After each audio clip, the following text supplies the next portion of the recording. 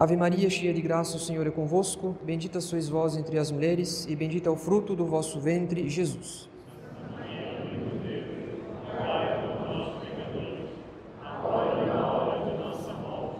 Divino Menino Jesus, Nossa Senhora do Rosário, São José, em nome do Pai, do Filho e do Espírito Santo. Amém.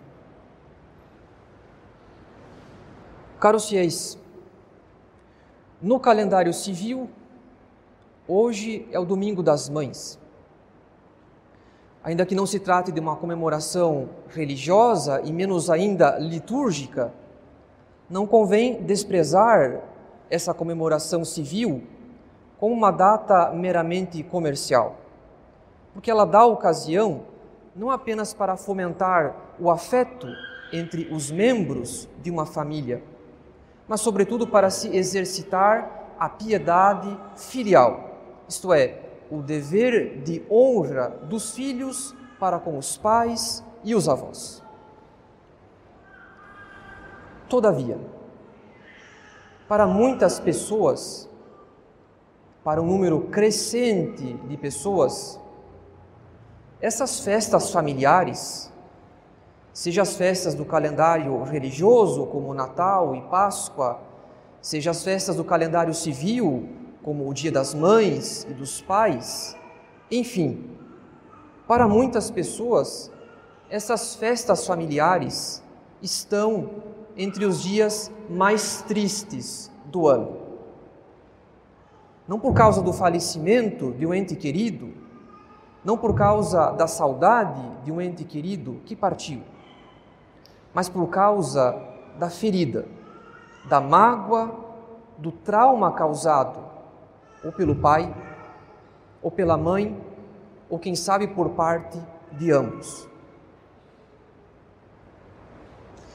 E nós não podemos permanecer indiferentes a essa ferida, caros fiéis, porque a fé católica não nos ensina a negar os nossos sentimentos. A fé católica não nos ensina a aniquilar os nossos sentimentos. Muito pelo contrário, a fé católica nos ensina a purificar e a ordenar os nossos afetos, substituindo aqueles afetos que nascem do orgulho por afetos que nascem da caridade, que é o amor a Deus. Então, a santificação dos nossos afetos não é algo de pouca importância, caros fiéis, porque nós não podemos ser santos sem santificar os nossos afetos. Ninguém pode ser santo pela metade. Ninguém pode esperar grandes progressos na vida espiritual sem a santificação dos afetos. Porque se os afetos estão desordenados, a nossa vontade está dividida entre a caridade e o orgulho, entre o amor a Deus e o amor próprio desordenado. Portanto, sem a santificação dos afetos, nós não podemos dar por inteiro o nosso coração ao coração de Jesus. Então, como nós temos necessidade de ordenar, de santificar os nossos afetos, e como essa santificação dos afetos deve começar já na infância, por meio de uma relação equilibrada com o pai e a mãe, isso nos dá a garantia de que a família ocupa, no plano de Deus, um lugar fundamental para o progresso da caridade em nossa alma. A família não foi instituída apenas para cuidar do bem físico, mas sobretudo para cuidar do bem espiritual de cada criança. Uma pequena falha na educação moral e espiritual de uma criança pode trazer consequências trágicas para a sua vida adulta. E ninguém explica melhor qual o valor da família para o bem espiritual da criança do que Santo Tomás. Pois Santo Tomás ensina, caros fiéis, que o pai e a mãe são como um útero espiritual para a criança. Nós sabemos que o corpo de um bebê se forma dentro do ventre materno, onde ele recebe tudo o que é necessário para o seu desenvolvimento. Mas o que o ventre materno vale para o corpo, a presença do pai e da mãe vale para a alma da criança. O pai e a mãe formam um verdadeiro útero espiritual, não apenas porque protegem a criança até que ela atinja o uso da razão e, por fim, a própria independência, mas, sobretudo, porque o primeiro contato da criança, as primeiras experiências da criança com o amor e o bem se dão normalmente dentro de casa, com o pai e a mãe. De fato, caros fiéis, o primeiro contato da criança com o amor se dá normalmente em casa, com o pai e a mãe, porque toda criança naturalmente quer ser amada pelos seus pais, na medida em que os pais estão na origem da vida da criança. Deus se serviu dos pais para que aquela criança pudesse vir ao mundo. Então toda criança naturalmente quer ser amada pelos pais. E essa inclinação natural da criança é respondida, ou melhor, é correspondida por uma inclinação natural dos próprios pais. Porque os pais normalmente amam a criança, na medida em que a criança é uma imagem deles mesmos, algo que lhes pertence, como se fosse um outro eu, do pai e da mãe.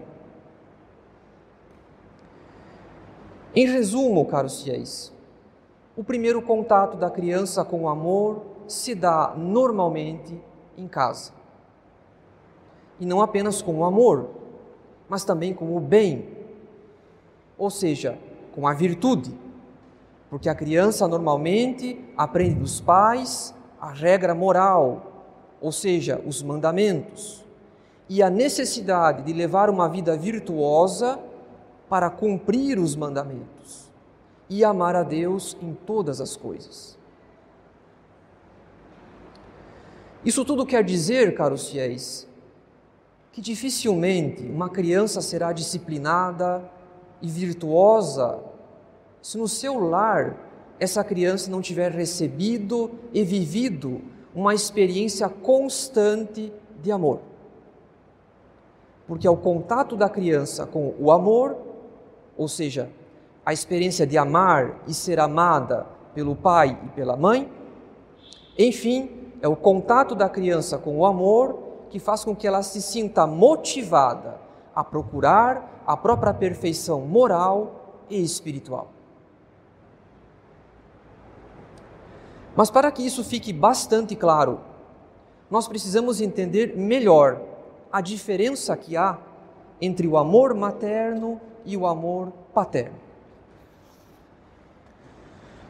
O amor materno, caros fiéis, é uma imagem da própria misericórdia de Deus. A mãe representa a misericórdia de Deus, porque o amor de mãe tem algo de incondicional. A mãe sempre ama. A mãe ama mesmo que o filho tenha se perdido, mesmo que ele tenha caído nos piores pecados. O instinto materno costuma ser maior do que o demérito, do que a indignidade do filho. Então o amor de mãe é por natureza gratuito e ilimitado. E toda criança precisa do amor materno, desde os primeiros dias de vida e ao longo de toda a infância. Pois é justamente esse amor que lhe proporciona segurança, consolo e proteção. Por outro lado, caros fiéis, por mais necessário que seja o amor materno para a criança, desde os primeiros dias de vida e ao longo de toda a infância. Enfim, por mais necessário que seja o amor materno, esse amor precisa ser compensado, precisa ser equilibrado pelo amor paterno. Porque se o instinto materno não for moderado, se ele não for temperado, ele pode se tornar em algo possessivo. Ou seja, a mãe pode facilmente querer todo o afeto da criança para ela. Então cabe ao pai intervir na relação entre a mãe e a criança para que o instinto materno não se desvirtue em egoísmo.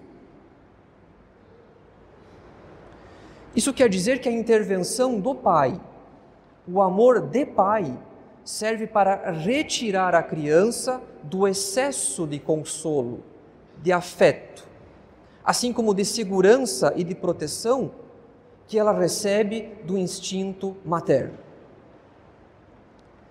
Em outras palavras, caros fiéis, o amor paterno é uma imagem não da misericórdia, mas da justiça de Deus. Porque o pai consola menos e exige mais.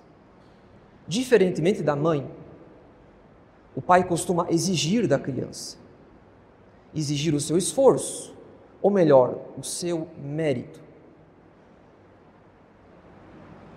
A consequência disso, caros fiéis, é que o equilíbrio afetivo de um indivíduo começa a ser formado desde os primeiros anos da infância e depende em muito do amor materno e paterno. Porque enquanto a tendência da mãe é consolar, a tendência do pai é exigir. O amor gratuito dos pais dá ao indivíduo a garantia de que ele tem um valor, de que ele é amado. Mas esse amor gratuito não é de modo algum um pretexto, uma desculpa para que a criança não faça esforço. Porque além do amor gratuito, os pais também devem amar a criança com um amor exigente, a fim de que a criança tenha um sincero desejo de perfeição moral e espiritual. E esse desejo será tão mais ardente na criança quanto maior for o exemplo de virtude que ela observar nos pais. Portanto, caros fiéis, nós não podemos separar as coisas. O sucesso de uma criança na prática das virtudes, assim como o seu equilíbrio afetivo, dependem em muito de uma experiência, de um contato constante com o amor ao longo de toda a infância. Um amor gratuito, mas exigente. Por outro lado, é certo que nós não podemos perder de vista a necessidade da graça para garantir o sucesso na prática das virtudes. Mas como o amor dos pais é uma imagem do amor de Deus, da sua misericórdia e da sua justiça, torna-se mais difícil para uma criança crer no amor de Deus por ela, se faltar o amor da mãe ou do pai. Ou, o que é pior, se faltar o amor de ambos. Em outras palavras, caros fiéis, os conflitos familiares tornam-se verdadeiros obstáculos para a ação da graça na medida em que ferem o amor próprio da criança e exigem da criança um combate espiritual muito maior para se perseverar no amor a Deus, apesar do desamor do pai ou da mãe. Então esse é o cerne do problema, caros fiéis. Nós vivemos numa época de tamanha crise moral e espiritual, de tamanha degradação da vida familiar, que a maioria de nós foi ferido no amor próprio, por causa das instabilidades e dos conflitos que presenciamos entre o pai e a mãe. Essa ferida no amor próprio certamente não é a mesma para todos, porque cada um de nós pode ter sido ferido por um motivo diferente. Mas essa ferida perdura em nossa alma até o presente, na medida em que muito das nossas desordens, muito dos nossos vícios tem por origem uma ferida no amor próprio que remonta à infância. Então é nesse sentido, caros fiéis, que nós vivemos numa época particularmente doentia. A nossa sociedade é doentia. Nós vivemos sob o regime de uma cultura profundamente doentia. Nós convivemos com pessoas que não são necessariamente incapazes, mas que estão doentes em sua alma, por causa dos afetos desordenados, por causa do amor próprio ferido. Que se pense, por exemplo, na quantidade crescente de pessoas que sofrem com a insegurança afetiva, com a imaturidade que persevera mesmo depois da idade adulta, com a hipersensibilidade diante das menores contrariedades e sofrimentos. Que se pense no avanço silencioso da ansiedade e da depressão, mesmo em crianças e adolescentes. Ou então que se pense na sede insaciável de gratificação, de recompensa imediata, sem objetivo e sem mérito. Essa falta de domínio sobre os próprios impulsos e sobre os próprios caprichos. Ou seja, uma falta de temperança. E que explica tão bem por que a juventude está afundada num mar de impureza. Que se pense ainda na difusão generalizada da mentira como hábito social. E além da mentira, a vaidade, a difamação, a calúnia e todos aqueles pecados que são sinais de um verdadeiro medo do sucesso e da prosperidade alheia. E nós poderíamos continuar ainda por muito tempo discorrendo sobre os vícios que em maior ou menor grau têm relação com a falta do amor materno ou paterno. De todo modo, caros fiéis, nós sabemos que quando a providência não nos preserva de certas quedas, quando ela não nos impede de cair em certos pecados, é porque quer se servir das nossas enfermidades, das nossas desordens, a fim de manifestar ainda mais o seu amor misericordioso para conosco. Ou seja, o seu poder de tudo perdoar e transformar miséria em misericórdia. E assim se deu especialmente na vida daqueles santos que antes da conversão foram grandes pecadores públicos. Nunca devemos perder de vista aquele princípio que aprendemos de Santo Agostinho: Deus sempre permite o mal em vista de um bem maior. O que significa que nós, que vivemos numa época particularmente doentia, necessitamos de uma esperança firme, inabalável, de que a paixão de nosso Senhor tem poder para santificar mesmo os que são miseráveis como nós.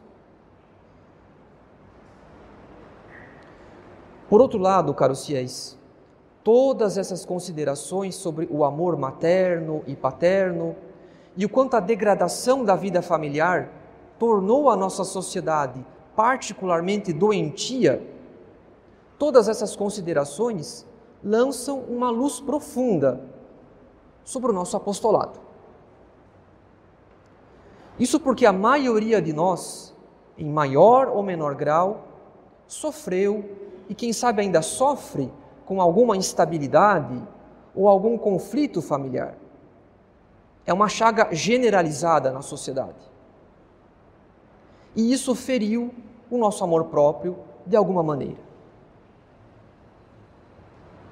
Portanto, nós frequentamos esse apostolado ainda marcados pelas desordens dos nossos afetos, ainda marcados pelos nossos vícios, o que exige de cada um de nós uma paciência e uma compaixão contínua uns para com os outros. Talvez, caros fiéis, talvez no fundo daquele comportamento desagradável de alguém que me feriu, que me fez mal, e que me fez pensar até mesmo no afastamento, na fuga do apostolado.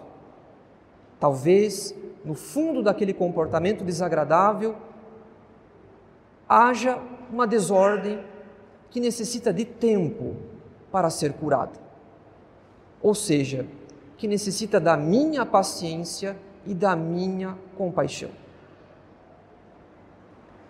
E ainda que o nosso apostolado disponha de meios tão excelentes de santificação, especialmente o rito romano tradicional, não nos esqueçamos, nós não somos anjos, nós somos homens, feridos pelo pecado original e que precisam de tempo para tirar fruto adequado dos meios de santificação. E Deus conhece a nossa extrema miséria, porque Ele nos deu até hoje muito tempo para a nossa conversão e agiu para conosco com muita compaixão.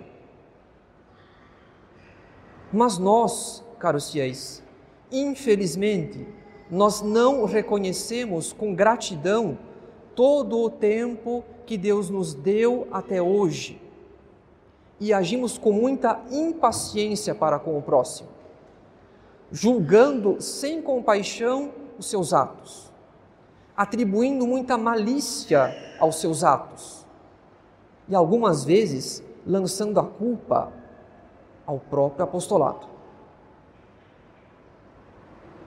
É certo que cada apostolado tem as suas imperfeições e os seus defeitos. No entanto, o motivo que nos faz aderir a esse apostolado não é um motivo humano. Não é, por exemplo, o apego a um sacerdote, seja ele quem for. O motivo que nos fez aderir a esse apostolado é um motivo todo sobrenatural. É uma convicção de fé, que é o nosso apego legítimo ao rito romano tradicional e a todos os tesouros que provêm da tradição da Igreja. E diante desses bens espirituais, seria uma imprudência nossa tomar distância de tudo e de todos e assim perder o bem que poderíamos lucrar na frequentação mais assídua dos sacramentos ou na formação espiritual garantida pelos sacerdotes. Então nós não temos outra solução, caros fiéis, a não ser muita paciência e muita compaixão para com o próximo. O nosso apostolado pode dispor de meios excelentes de santificação. No entanto, nós somos filhos da nossa época. Nós temos ainda muitas desordens, muitos vícios para curar com esses meios excelentes de santificação. Deus nos dá o tempo de que necessitamos, mas Ele exige da nossa parte a paciência e a compaixão para com o próximo, que necessita da graça tanto quanto nós. E por que tanta paciência e tanta compaixão? Porque nós temos um dever para com o corpo místico de Cristo. Afinal, caros fiéis, se a providência ainda permite que o nosso apostolado permaneça firme em meio às tempestades, é porque nosso Senhor ainda conta conosco. Nosso Senhor ainda quer extrair santidade do nosso apostolado. É o único sentido para que esse apostolado permaneça firme, porque Deus ainda quer extrair santidade das nossas fileiras. Então, se o próprio Deus nos garante que é possível extrair santos, extrair santidade de um ambiente tão cheio de defeitos como o nosso, não sejamos nós do número daqueles que duvidam. Em nome do Pai, e do Filho, e do Espírito Santo. Amém.